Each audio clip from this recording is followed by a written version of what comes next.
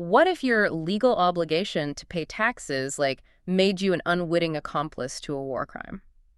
Man, it is an incredibly uncomfortable question to ask yourself. Right. Yeah, because we rarely consider our civic duties through that kind of forensic moral lens. We don't, and I think we don't because we are completely insulated from the consequences of our capital. Totally. Like, when you engage in a normal transaction, let's say you buy a cup of coffee, there is an expectation of total precision. Right. You tap your card, you get a receipt. Exactly. You get an itemized receipt. It says, 1 espresso, 1 pastry plus tax. You consume the product. The loop is closed. It's visible and it's absolute. Yeah.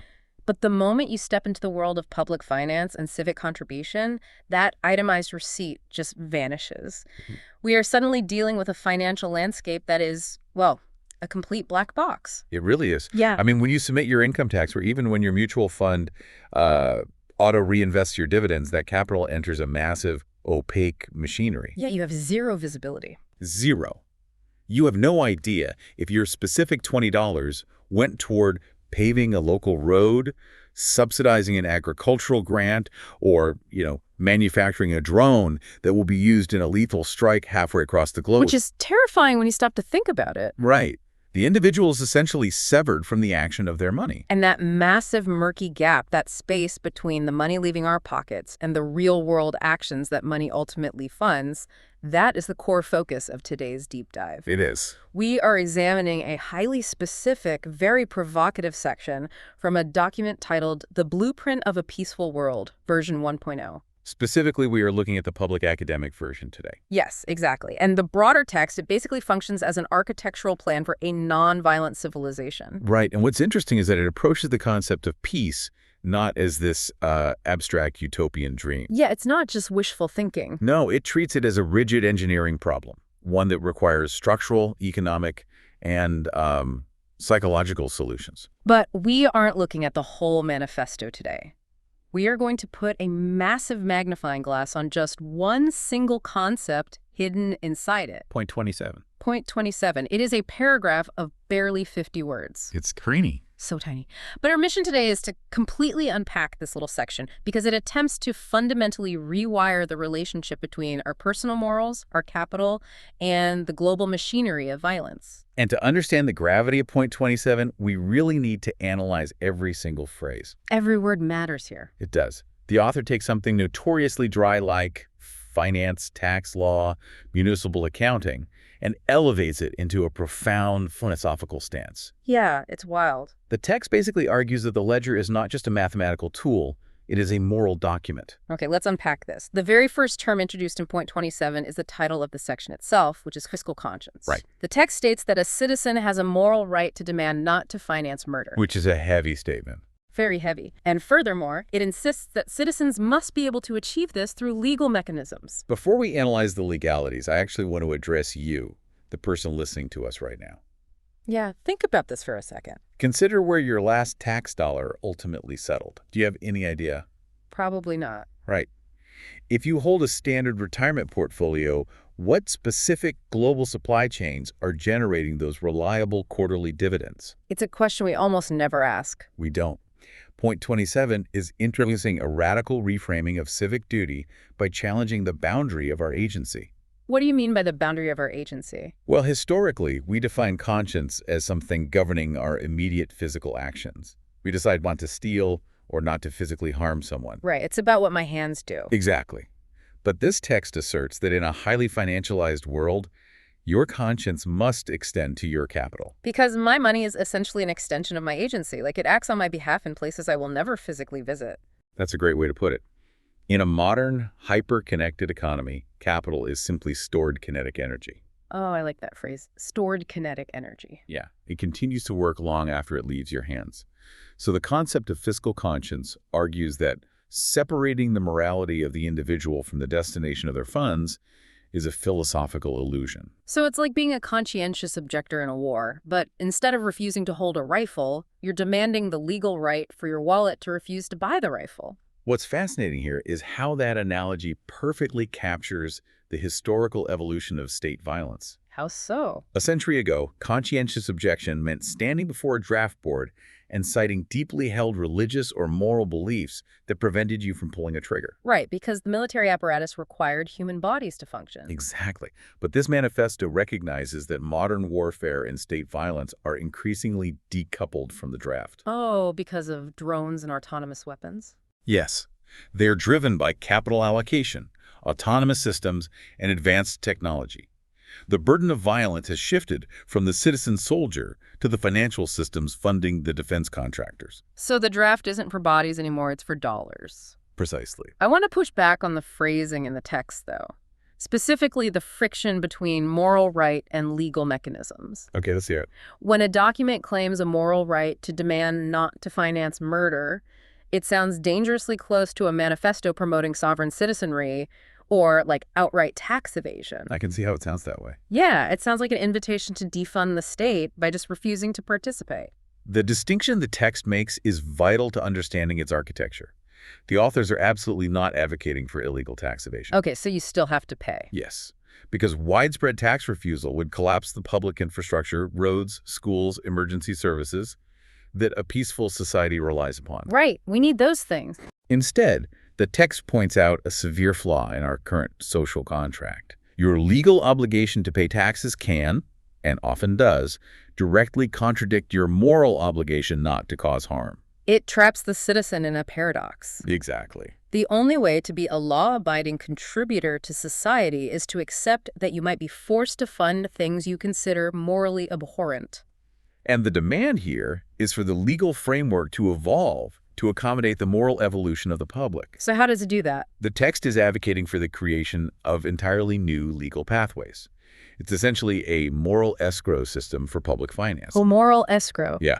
If a citizen has a deeply held conviction against violence, the state must provide a legal mechanism for their mandatory contributions to be routed exclusively toward life-affirming infrastructure. We are so conditioned to view taxes as this massive homogenized vat of liquid. Right. You pour your cup of water into the vat and you have absolutely no say in how the liquid is distributed. Not at all. And the text is arguing that if there is a toxic element in that vat, the government must legally provide you with a segregated pipeline to ensure your specific contribution never mixes with it. Yes, and connecting this to the bigger picture of the manifesto, this is about aligning systemic reality with individual values. Meaning the system has to reflect the people in it.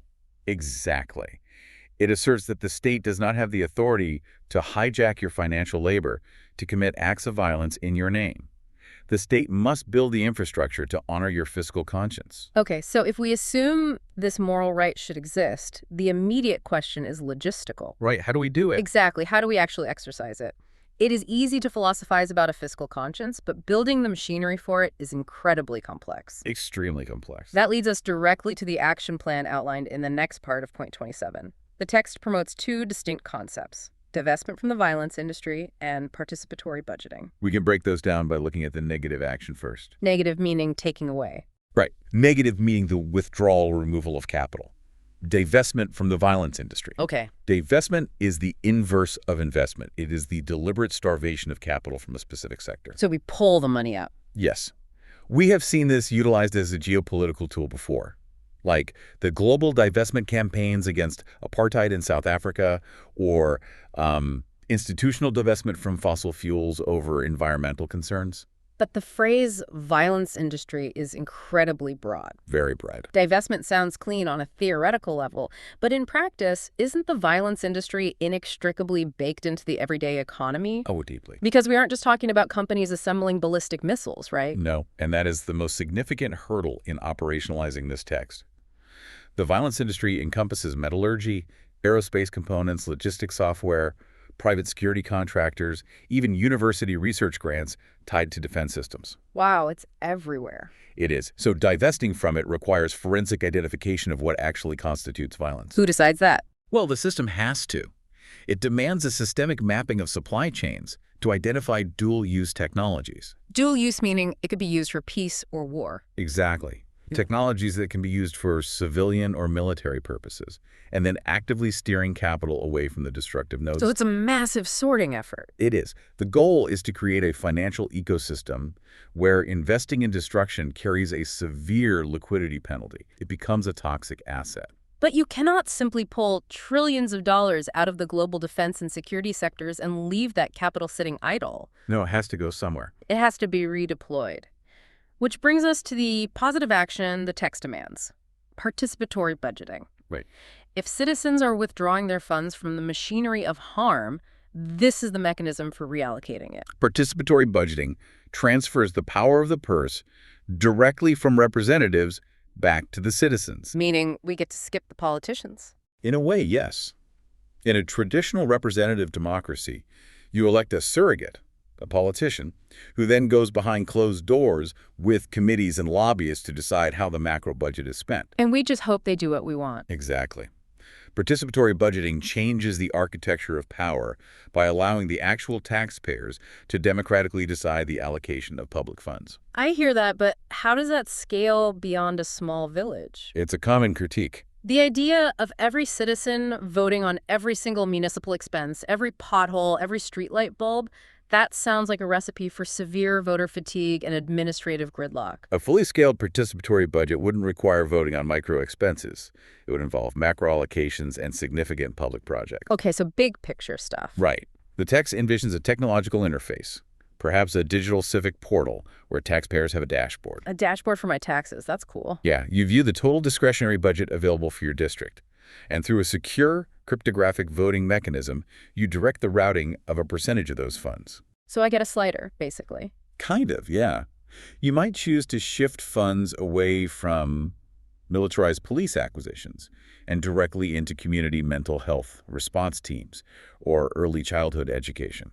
If divestment is the brake pedal stopping the funding of harm, participatory budgeting is the steering wheel determining the new direction of society. That is a perfect analogy. And we also need to consider the profound psychological shift this mechanism is designed to trigger. In the voters. Yes. When citizens actively direct their tax dollars and witness those choices materialize, like a new public transit line, a renovated clinic, a local de-escalation program, they shed the identity of the passive taxpayer. They actually see their money doing something good. Right. They cease to be victims of an opaque bureaucracy. They become active architects of their own civic environment. Exactly.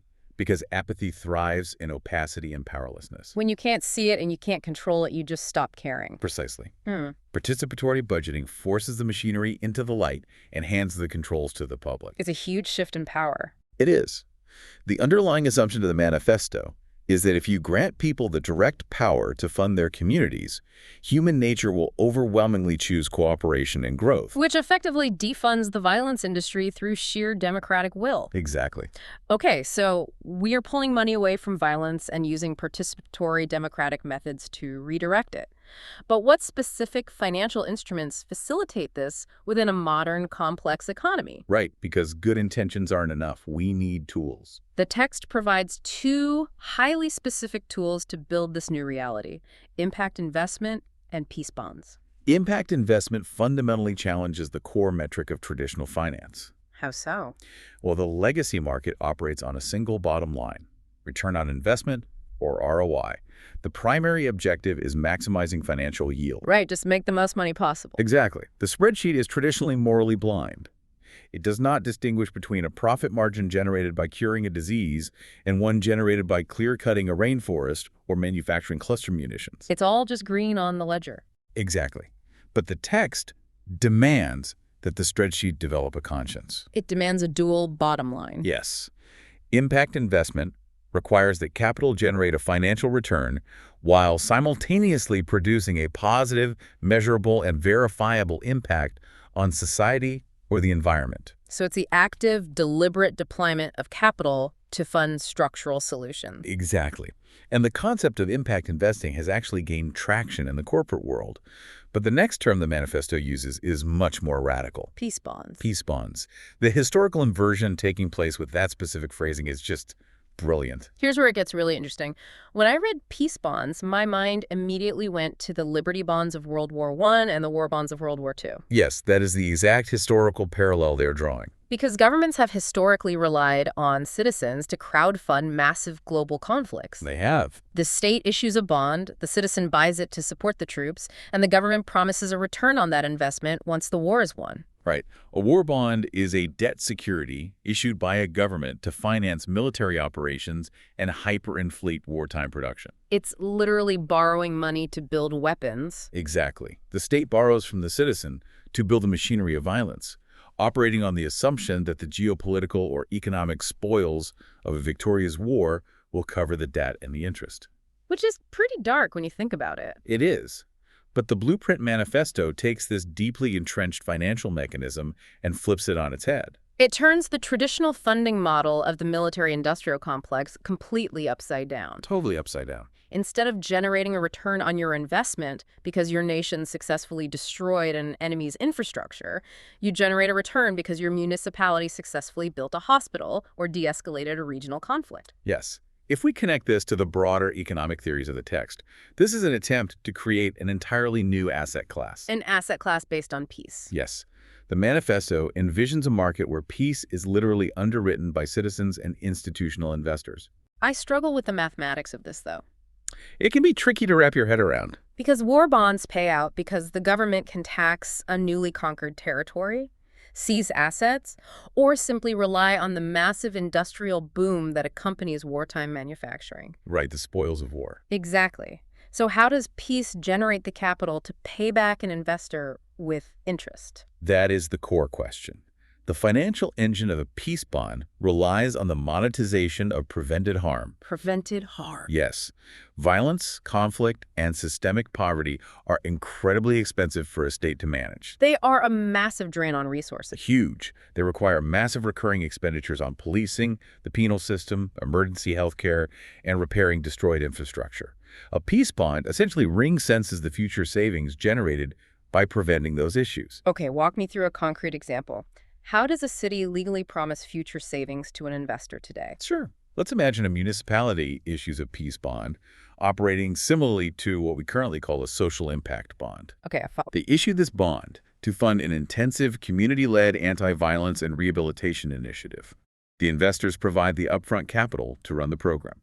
So the investors take the initial risk. Exactly. The city then tracks the metrics rigorously. If the initiative succeeds in dropping the recidivism rate and lowering violent crime by a targeted percentage, the city avoids spending millions of dollars on court costs, incarceration, and emergency room trauma care. And the city didn't just save money. The local economy likely improved because the area became safer, leading to higher property values and increased commercial tax revenue. Yes, there are compounding economic benefits. The city then utilizes a portion of those immense, verifiable financial savings to pay back the initial investors of the peace bond, plus a healthy interest rate. Wow. So you are receiving a financial dividend directly correlated to the reduction of human suffering. Exactly. The financial incentive structure is finally aligned with the moral imperative. It dismantles the cynical, deeply entrenched economic reality that war is good for business. It completely dismantles it. Peace bonds make de-escalation and societal healing profitable for the everyday citizen. I understand the theory, but my skeptical alarm bells are ringing. Let's hear them. We are talking about Wall Street and massive government bureaucracies here.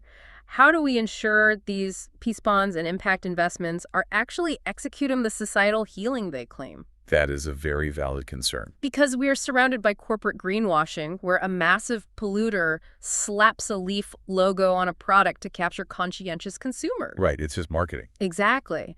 How do we prevent peace washing? What stops a government from labeling a slightly less lethal drone program as a peace bond initiative? The authors of the manifesto clearly anticipated that exact vulnerability. Oh, really? Yeah. Point 27 immediately follows the introduction of these financial instruments with a strict, uncompromising architectural requirement. Radical transparency. Radical transparency. The text insists on the transparent tracing of expenses, explicitly allowing citizens and donors to see the transparent path of every coin. The transparent path of every coin. The absolute nature of that phrasing leaves no room for interpretation. The emphasis is firmly on the word every. The text does not advocate for an annual summary of the coins or, an aggregate overview of public spending. No more pie charts at the end of the year? Right. It demands individual unit tracking. This implies the implementation of a systemic technological infrastructure that permanently eliminates dark money, classified slush funds, and unaccountable bureaucratic black holes. Is that level of granularity even technologically feasible without collapsing the system under the weight of its own administrative data? Actually, yes. We're already standing on the technological threshold required to achieve this. Oh, you mean like crypto? Exactly. Cryptographic public ledgers, such as blockchain technology, are designed for exactly this purpose. How would that work for a government treasury? When a transaction is recorded on a properly decentralized public ledger, its path is immutable, time-stamped, and visible to anyone with access to the network. So no one can cook the books. Nobody can. If a government transitions its treasury to utilize public ledgers, a single unit of currency can be traced from the moment it leaves a citizen's digital wallet as a tax payment, through the various municipal accounts, down to the specific contractor, and out to the purchase of raw materials. Wait, really? So if I allocate a portion of my taxes through participatory budgeting to fund a new community center, I could theoretically query the ledger and see the exact moment my specific fraction of a cent was transferred to a local hardware store to purchase the lumber. Yes, Yeah. that is exactly what the transparent path of every coin means. Furthermore, the text makes a very specific point regarding who is doing the looking. It mentions both citizens and donors. Why create that distinction? Donors are usually citizens. Why single out the act of donation? It is a critical distinction because it encompasses the two primary streams of public and social finance: mandatory contributions and voluntary contributions. Oh, I see. Citizens provide mandatory funds through taxation. Donors provide voluntary funds through philanthropy, political action committees, or large-scale impact investing. And the text covers both. Yes, the text is demanding that both streams be subjected to the identical, uncompromising light of absolute transparency. Because a state cannot claim to run a transparent tax system while simultaneously allowing untraceable private donations to fund shadow initiatives or heavily militarized police foundations. Exactly. Philanthropic dark money is frequently utilized to subsidize systemic violence or advance aggressive geopolitical agendas quietly. It's a backdoor. It is a massive backdoor. By forcing both the mandatory tax stream and the voluntary donor stream into a unified, transparent ledger, you effectively dismantle the shadow economy of conflict. Okay, I need to play devil's advocate regarding the human element of this system. Okay, go for it. What does this transparent tracing actually mean for the average person? Well, what do you mean? Most people are exhausted by the demands of daily life. Working, raising children, managing their households. No one has the time or the specialized forensic accounting skills to sit at a computer and cryptographically audit the path of every single coin they paid in taxes. That's very true. Is the manifesto expecting an entire population to become full-time financial watchdogs? No, not at all. The manifesto doesn't assume that every citizen will audit the ledger daily. The power lies in the fact that the system must provide a transparent tracing as a default state. Just the fact that it's there changes things. Yes. The availability of the data alters the behavior of the institutions. It is similar to a restaurant operating with an open kitchen. Oh, that perfectly illustrates the mechanism. Right. Because you don't choose a restaurant with an open kitchen because you intend to stand at the pass and scrutinize the chef's knife technique for the duration of your meal. No, you just want to eat. Exactly. You dine there because the fact that the kitchen is open, visible, and observable means the chef is fundamentally deterred from violating health codes. Right. The transparency itself guarantees the hygiene of the process, whether you are actively watching or not. The availability of the immutable data is the deterrent. If investigative journalists, automated AI monitoring watchdogs, political opponents, and highly motivated activist citizens can instantly track the money. Then the state can't hide anything. Exactly. The state loses the cloak of darkness required to quietly divert funds to the violence industry. Trust in the system is no longer reliant on blind faith in politicians. It is built on mathematically verifiable reality. Which brings us to the final and perhaps most structurally profound concept embedded in point 27. Because tracking is only half the battle. Right. Tracking the physical path of the coin only solves half the equation. We can verify where the money went. We can see the receipt. Yeah, the ledger proves the contractor was paid and the concrete was poured. But what did that expenditure actually achieve for society? That's the real question. Because a beautifully paved road that leads to a structurally failing, understaffed school is still a catastrophic failure of public resource allocation. Yes. We hold the verified receipt, but we need to prove the actual societal value of the purchase. And The text addresses this by stating, "We make the budget a visual expression of the society's values." It's a beautiful phrase. It really is. And it then immediately demands that this expression is backed up by verifiable results, specifically introducing the acronym SROI. We must analyze the philosophical weight of that first statement. The budget as a visual expression of society's values. This is the intellectual core of point 27. Why is it the core? Because a national, state, or municipal budget is not merely a spreadsheet allocating resources. It is a mirror. It is the most accurate, unfiltered reflection of what a society genuinely reveres. Politicians can deliver soaring, emotionally resonant speeches about prioritizing the youth, cherishing peace, or valuing public health. Well, they do it all the time. But if you want to discover what a government actually believes, ignore the rhetoric entirely and read the budget. Exactly. If a society claims its highest ideals are human flourishing and global peace, yet it allocates 60% of its discretionary budget to the violence industry, the expansion of a militarized penal system, and the development of next-generation weapons, Then the budget exposes the hypocrisy. yes, the ledger reveals the true operational values of the state. From the author's perspective, a national budget is essentially the ultimate receipt of our collective morals. It serves as the ledger of our societal soul. And the Manifesto demands that this ledger be forcibly brought into alignment with the ethics of nonviolence. But how do you mathematically prove that alignment is occurring? You need a metric. Right. How do you prevent politicians from hiding behind vague metrics? That is why the text explicitly mandates SROI. SROI stands for social return on investment. Okay, the text demands verifiable results in the form of SROI. We discussed traditional return on investment regarding the peace bonds, but how does the social component function mechanically? It's actually a very rigorous system.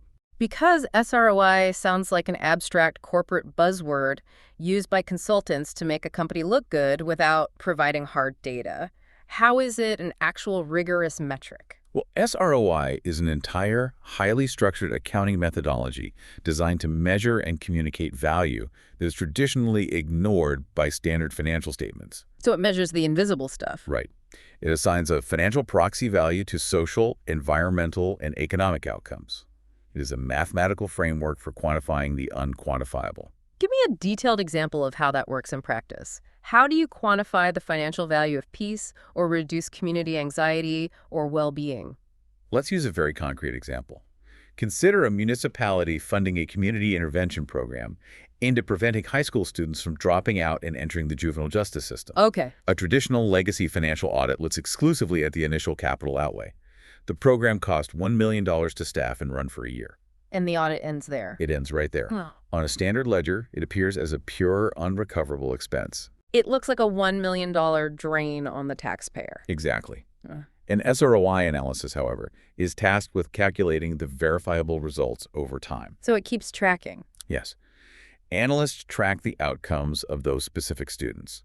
They utilize financial proxies to calculate the capital the state saved, because those youths did not enter the highly expensive prison system. Oh, wow. They calculate the statistical value of the property damage that was prevented. They project the future lifetime tax revenue those youths will generate because they secured employment instead of acquiring felony records. That's incredible. They might even calculate the reduction in stress-related illnesses in the community, translating into fewer state-subsidized medical interventions. SROI captures the massive long-term ripple effects of a single policy decision. It does.